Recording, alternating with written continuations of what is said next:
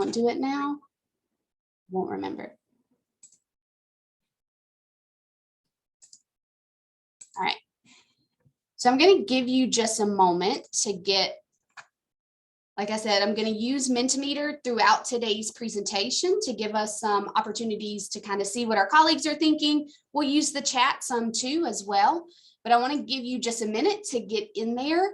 Like I said, you can grab your phone and scan the QR code. I put the link in the chat as well. Or you can go to menti.com and put in the code. So there are a plethora of ways to get there.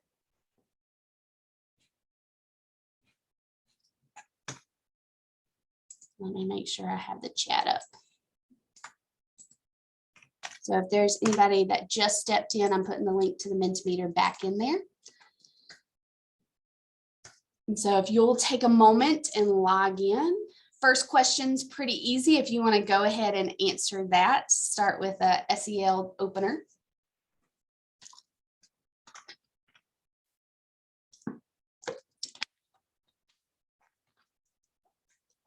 So the first question, not too bad. Like I said, you can either, if you want to join that Mentimeter,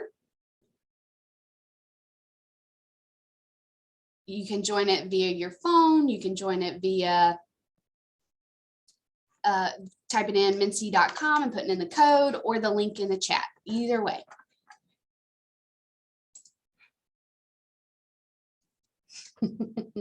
Awesome.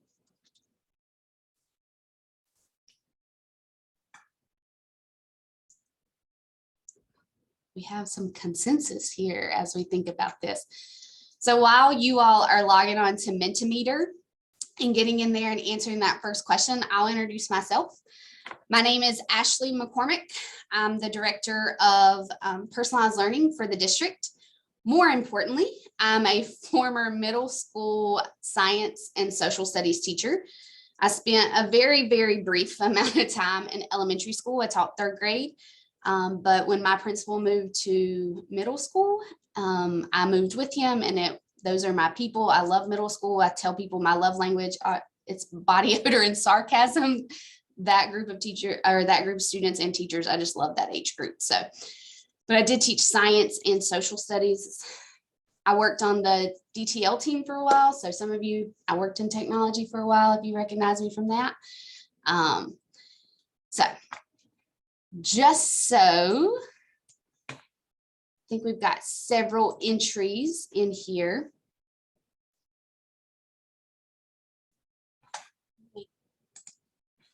Keep getting people in. So most of us, it looks like, if I look at our responses here, if you could have any superpower, what would you choose? It looks like the majority of us would like to fly, which is awesome. If I could have any superpower, I think I would have telekinesis. For me, I would love to be able to clean my house and move objects around with just my mind. That would be beautiful. I have a 1-year-old and a 4-year-old, so my house does not stay clean at all. So if I could do that with my brain, that would be awesome. All right, and I can put the link to the Mentimeter back up if we have anybody else joining us in just a minute. So like I said, my contact information is in the slide deck for today, and I can put that link back in the chat for anybody who has joined us in the last few minutes. I would definitely put that back.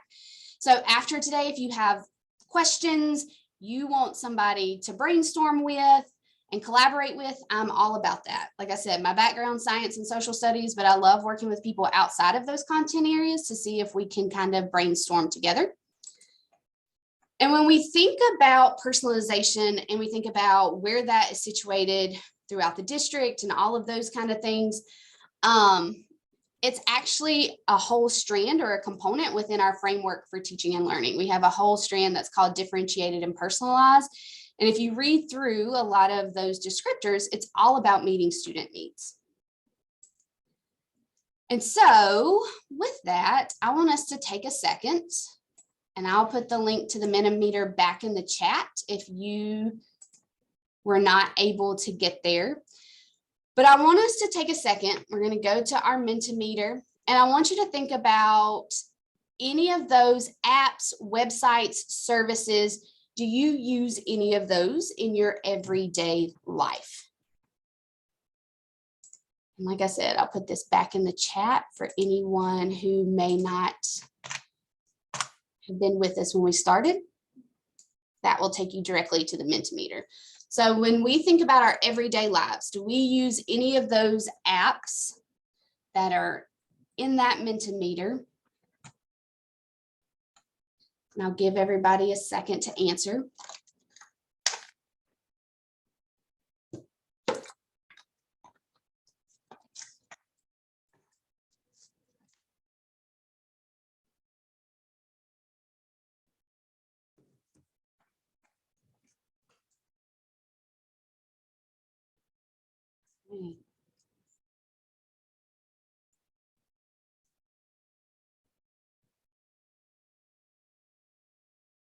All right, so you can kind of see what some of your colleagues are saying. Lots of us use social media. I was informed by my nieces and nephews that I was old because I was not on TikTok. So I'm a recent TikTok user. I just started using that in the last little bit, but definitely things like Netflix, Hulu, Disney Plus. I'm a huge nerd, so anything Star Wars related, love it. I'm also a big Marvel Comics fan. I collect comic books. So Disney Plus is like my go-to. Airbnbs, absolutely. So we use a lot of these things in our day-to-day lives, right? And I want us to think about the why.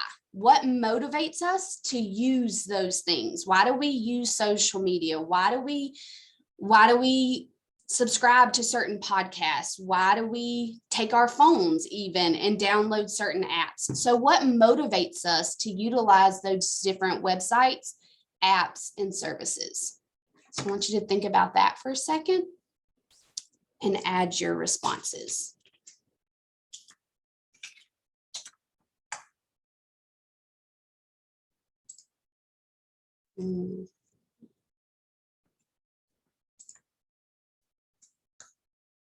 Okay, convenient, calming, entertainment, unwind and relax, connecting, ooh, efficiency. I'm glad somebody was honest to stay abreast and be nosy. That is the reason I keep Facebook. Yes, to connect. I love it. Things that you like, absolutely. Entertainment is huge. Information, awesome.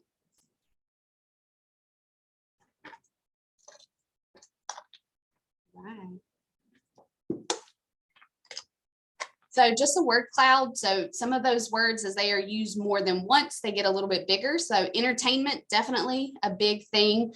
Calming, convenient, information, getting information.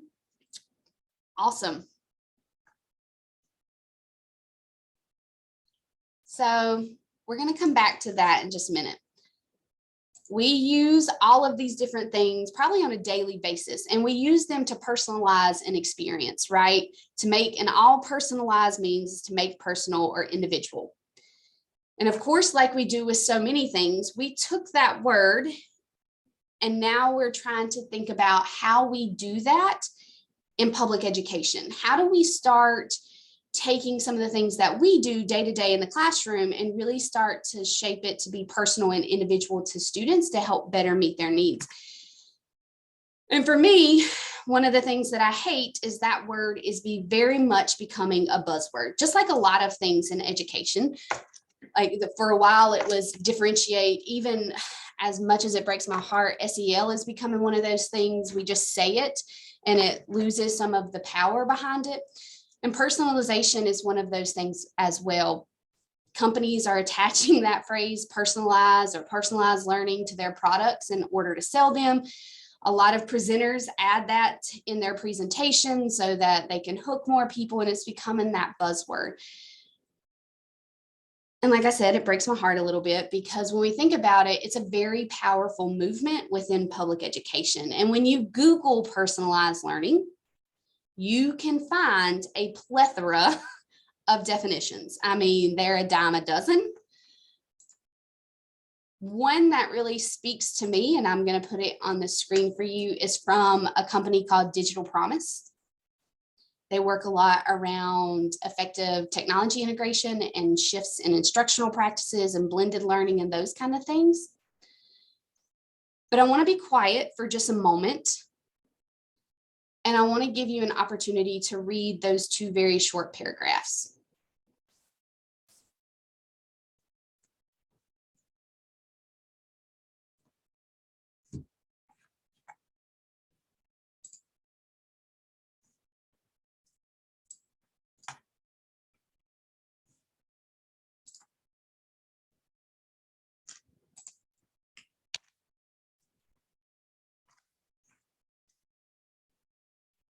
Once you've had an opportunity to read those two, and if you need to read through it a couple times to kind of internalize it, by all means, take a moment.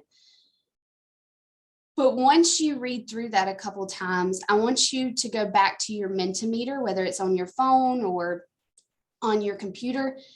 And I want you to think about the 3 words or phrases that kind of speak to you or grab your attention from that definition. And I'll give you a moment to do that.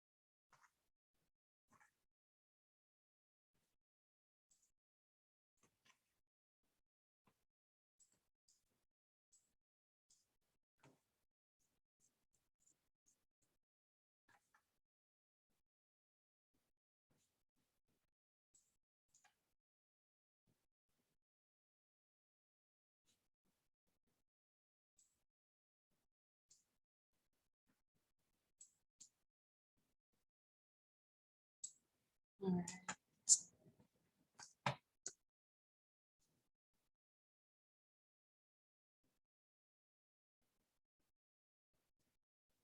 All right, so you can see some of the words that kind of spoke to some of your colleagues, right? This idea of experiences and creating some of these lasting experiences for our students.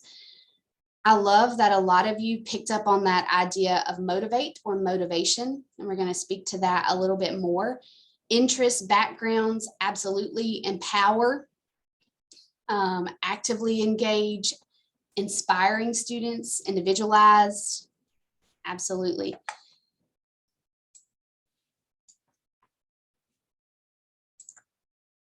And so we read that definition, right?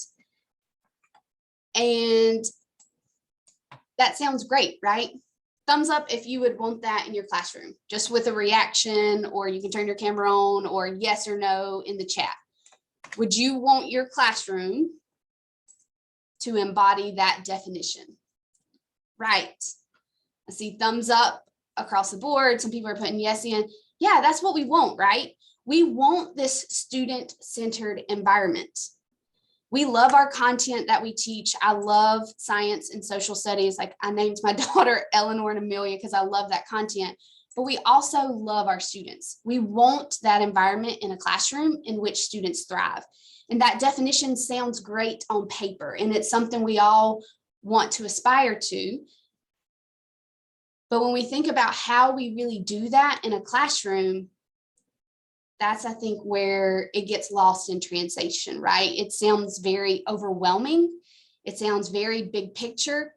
And so it becomes very difficult, and for some teachers, very anxiety inducing to think about how you make that happen in a classroom environment, and how you make that happen in a classroom environment in a pandemic, and how you make that happen in a classroom when we are facing all of the things that we are facing in public education. And so you'll see my background is Legos.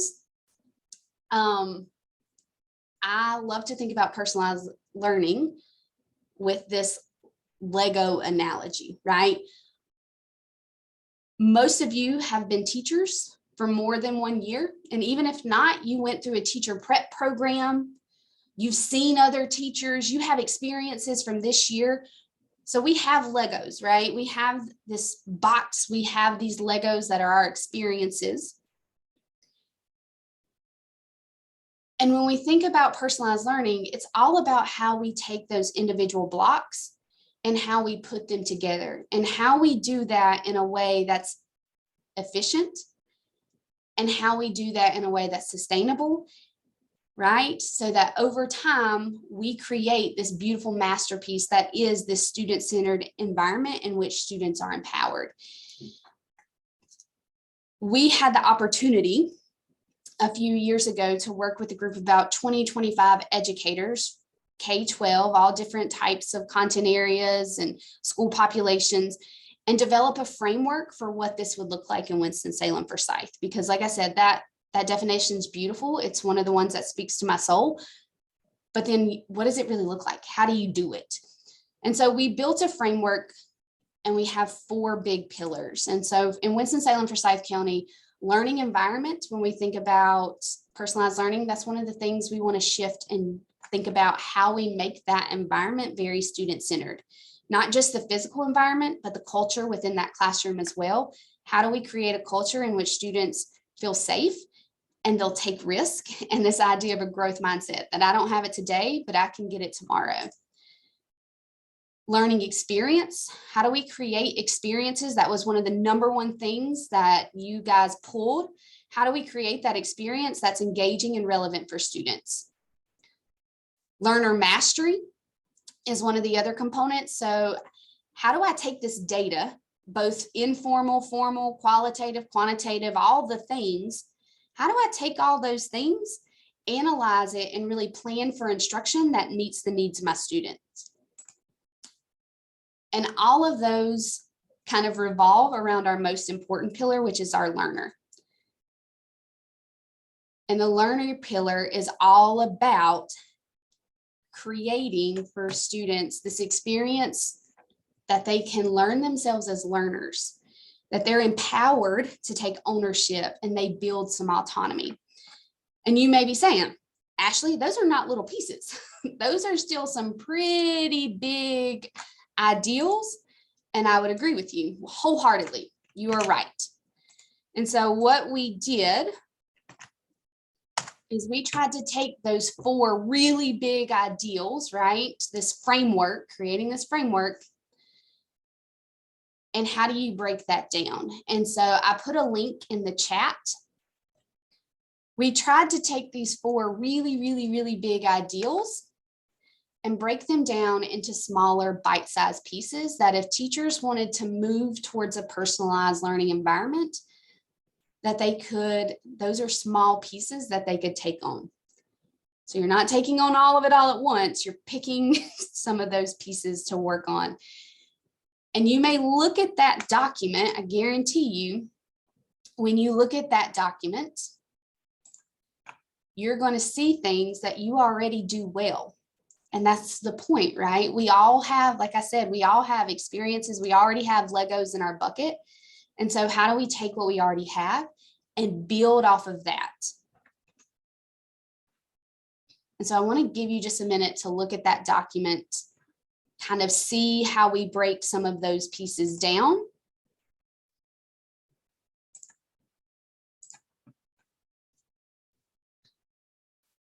For teachers who are interested in personalized learning.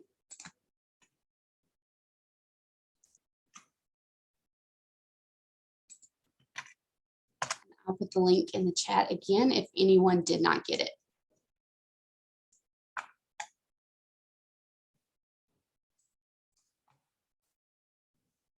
So I want to just give you a minute to look at that.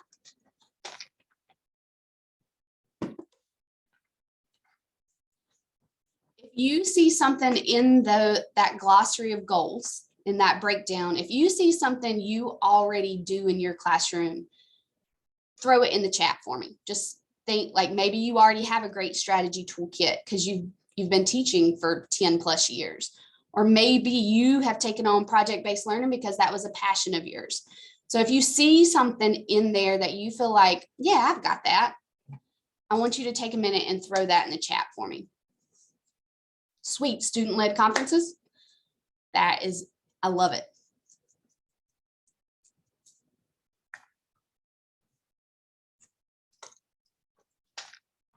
Goal setting. Yes, we all need better practice at goal setting, even as adults. Passion projects, beautiful. What else? Student choice, love it.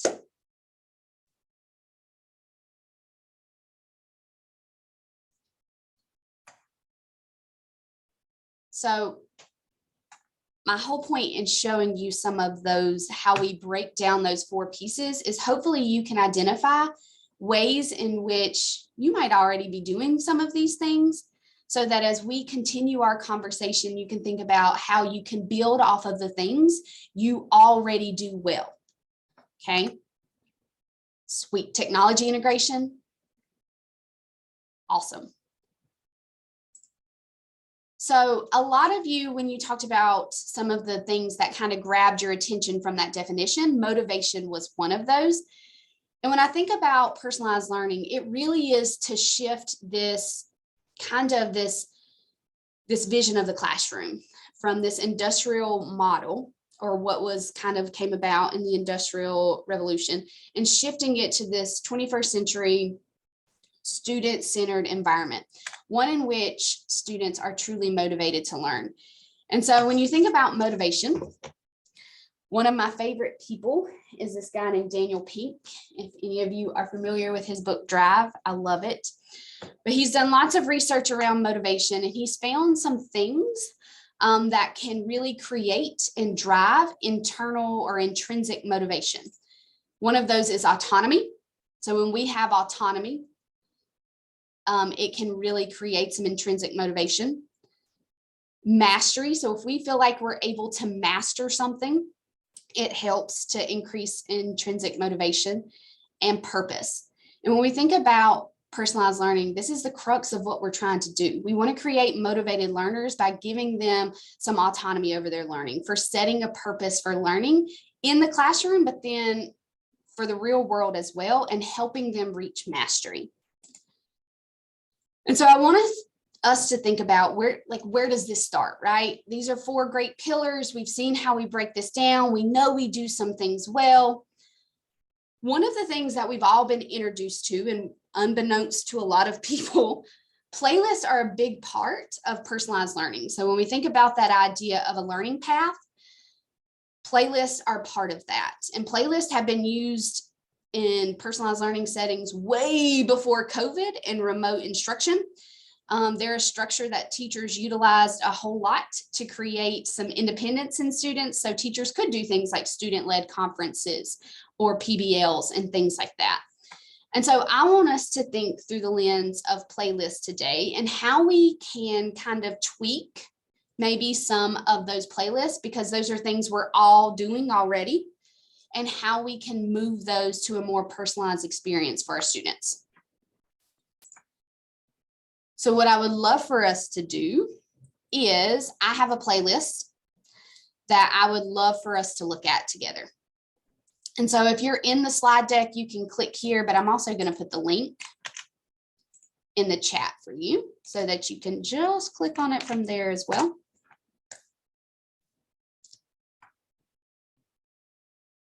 And so I wanted you to take a minute to look at this playlist. Full disclosure, I did not create this playlist. I stole it from a teacher who I thought it was a good example. It is one that she used during remote instruction. So she created it for remote instruction. She's kind of tweaked it this year for back to face-to-face. But I want you to take a minute just to kind of look at what she's doing in that playlist.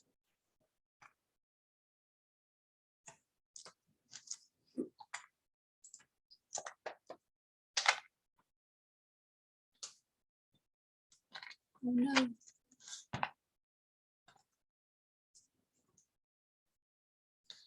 So this is world history. She teaches regular and honors. So normal high school is just a playlist that I found that I thought she did a pretty good job pulling it together. And it's one that we can all kind of look at together since we all have a little bit of background with World War I.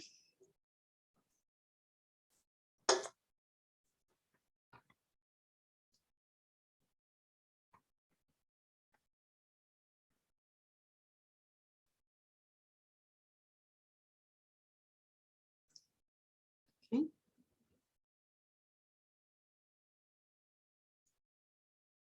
All right.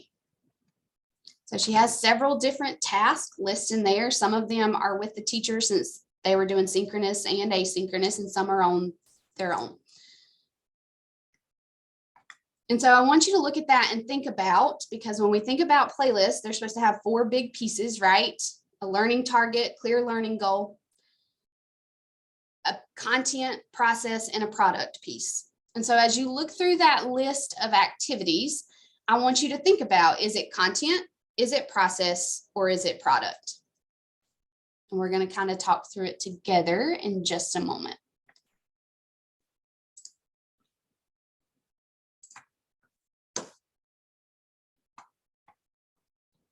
Okay. So looking at task 1, you can throw this in the chat.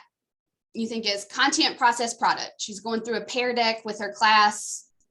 You could do that face-to-face or you could do that virtual, either way. What do we think? Content, process, product. Okay, I see content. That's the first thing I saw, seen it a couple times. Absolutely, I would agree. So task 2, they're reading, they're getting a copy of a reading, videos are embedded in there, and they're taking notes on a cause and effect. What do you think? Content, process, product. Ooh, I see some process. Okay. A little bit of both, I would say. Somebody beat me to it. Yep, content and process in there, right? The reading has that same information in it. They're getting that and done their exposure to the content, and the notes chart is how they can process it. What do you think about 4? It says less practice and it's a quizzes. Process, product, content. What do we think? Okay. I see a little bit of both, and I think it's the intent that the teacher's using it, right? She's saying less practice, so I said process, but if she looks at that data and uses it to inform instruction, it could be a product of learning. Absolutely, it's how she uses it. All right, if we think about some of the last pieces, so she has a quizzes in there, or she has a Quizlet deck to help them process. She's pulling them back together to go over some things, which would be content. And then task 5 down at the bottom, the check for understanding, would that be process, product, content? Which one do you think? Absolutely. Oh, my little box didn't move. So I want us to take a minute when we think through that lens of motivation. I want us to think about the autonomy piece.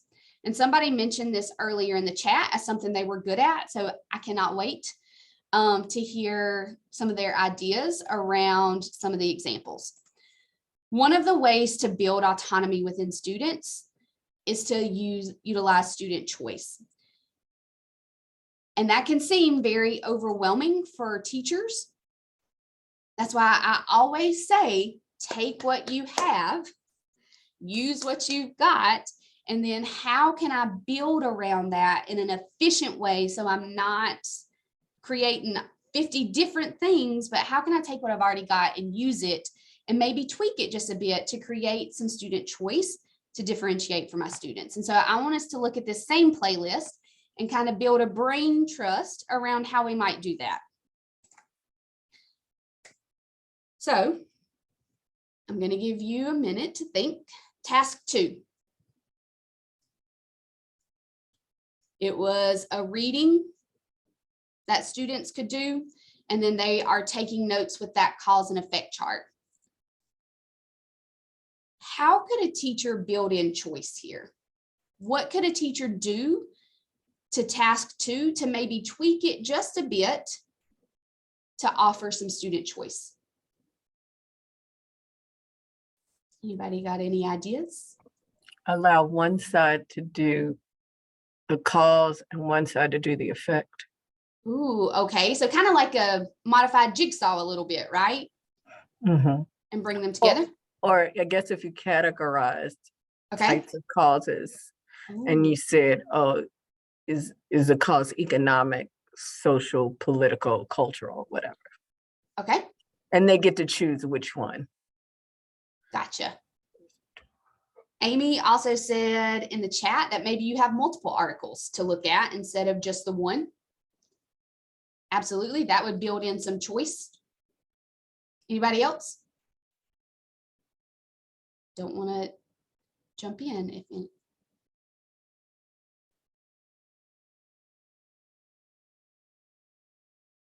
sometimes it's hard to have good wait time online.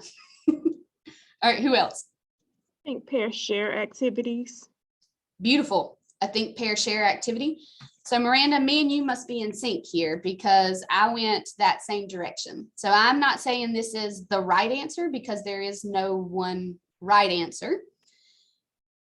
But if I'm thinking about how to take what I have, right, and not create a ton more work for myself, because personalized learning, when we think that, we get really scared that it's a whole lot of new and recreation.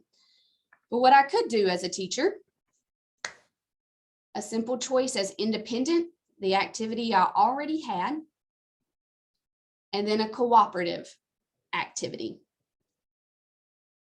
So Miranda, you said like a think, pair, share kind of activity. I took it a different way, but it's still collaborative in nature. It's a rally read activity, which is a Kagan structure. He does a lot of work around brain research and how to process content, move it from short term to long term, all of those things. But it's a cooperative activity. Students working together to read the article. As they read, they chunk it, they ask each other questions. But when we look at that, I want you to think, did it create a whole lot of new work for that teacher to build that type of choice? Not at all. Not at all, right?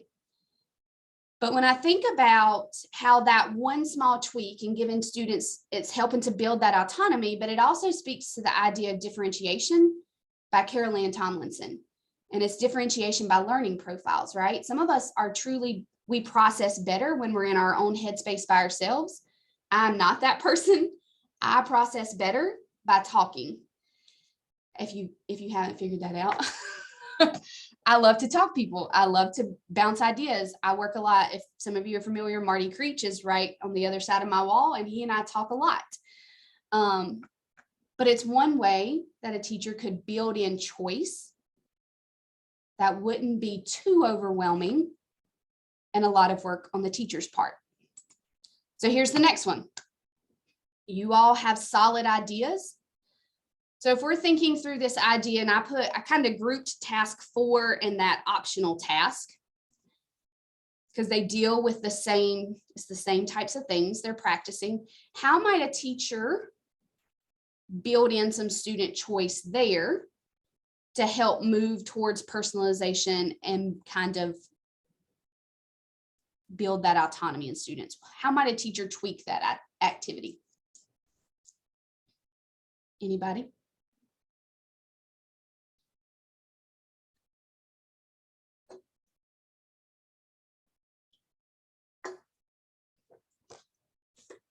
Don't want to speak over anyone.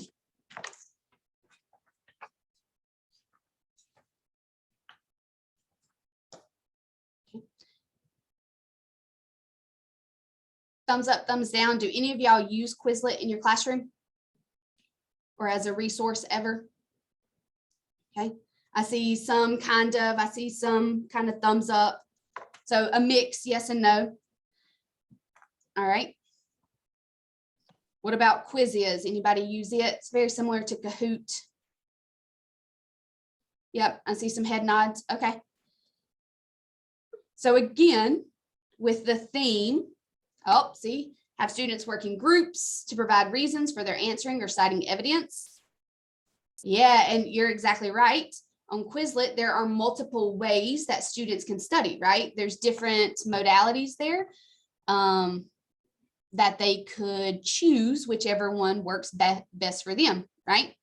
So if you're not familiar, this is kind of what it looks like. Just flashcards, but they have these different ways that they could study. You can use the flashcards, you can test yourself, match, or play other games. Absolutely. So one of the thoughts that I had, right, I'm working with this idea of working smarter, not harder, right? I want to provide choice, but I want to do it in a way that I don't create a lot of burnout for myself. Here's another option. And this one, I have 3 examples. There is no like magic number 3, 2, whatever. These are just examples. So one is sketchnoting. Lots of research around and brain science around the idea of sketchnoting because it engages different parts of the brain as you read and synthesize information to create this artistic representation. Option 2 is what I already had there, the quizzes. They can work through it independently. Option 3 is using that Quizlet, but it is also, Miranda, it's very cooperative in nature. So one of the things I love about Quizlet, I was a science teacher. I love anything that I can, like creating sorts that kids can sort with vocabulary, all of those things. But for Quizlet, let me stop sharing for a minute. For Quizlet, you can print, which you're like, I thought you worked in technology. I did. However, I love that I can print this because I can take them and cut them out. And I'm not recreating the wheel. It's something I already have, but I can cut them out and I could create a sort activity. I can have them fold the pieces of paper and do like a fan and pick activity where they're working in cooperative groups so that they're engaging in that academic talk. And it's very minimal effort on me as a teacher because I already have it. It's just printing it and cutting it. And so that's one that I love. I love Quizlet for that reason because I can use it digital all day long. But when I need them to engage in collaborative conversations, I can also print some of those and have them work. And so we've got just a couple minutes left. And I promise I'm letting you out on time, I promise. But as I was looking through Canvas and I've worked with different high school teachers, I know there are some of these things are some go-tos, like Canvas discussions. A lot of teachers have worksheets, especially, or study guides, especially if you've been teaching for a long time. A lot of us have some really great PowerPoints, especially if we're in CTE. Some of those PowerPoints have everything you could ever want embedded within the PowerPoint. A lot of us do things around vocabulary and having kids define work, or we have them create projects. And so I wanted to leave you with some food for thought. If we're doing some Canvas discussions, an easy way to build in choice is to give them choice in how they respond. Written, you could do video or voice. Worksheets or study guides, the same idea, independent or a cooperative's choice, where you're not recreating the worksheet, you're using what you have. With detailed PowerPoints, giving kids the choice of if they want to sit and work in a small group with a teacher or go through and take their notes independently. I've seen one of my AP statistic teachers at Atkins used to love to do that. Even the idea of giving them choice in how they take notes or how they define their vocabulary, whether they want to do it on index cards or use something like Quizlet. And so when we think about that transition to personalization, playlist is something we all use. We all have that. Building choice in there does not have to be this overwhelming, huge thing to help build that autonomy. Think about the strategies you already have.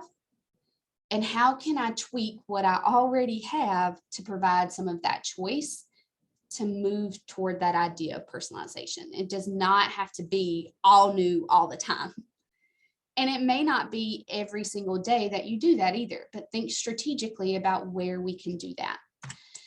And so I promise I'm going to let y'all go. I will stick around if anyone has any questions. My email address is there, and I love questions from teachers. I like hard questions. I love to try to kind of brainstorm some innovative solutions.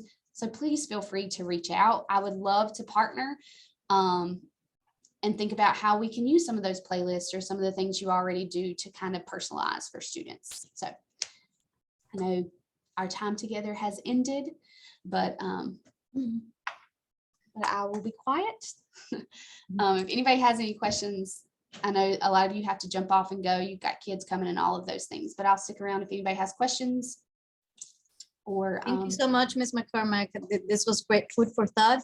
And just to let you guys know also, if this is an area that you would be interested to pursuing further as part of your PDP, Ms. McCormack can provide coaching, modeling, work side by side with you in the classroom. That's the reason why we're having this. So in case you have an interest, you have somebody that will work with you every step of the way that is super knowledgeable in the area. Like I said, I taught science and social studies. I love working with other content areas. I love trying to brainstorm innovative solutions and how we can make it work. So, Flexible learning spaces. yes, we've worked with several teachers, middle, high school, and elementary school on making that happen. So, Melissa, if that's something you're interested in, you let me know how to make it work. I'll be emailing you soon. Awesome. Thank you. Sweet. All right. Thank you all. I hope you have a wonderful day. Thank you all for Thank you. participating. Thank you, everybody. You. You're great.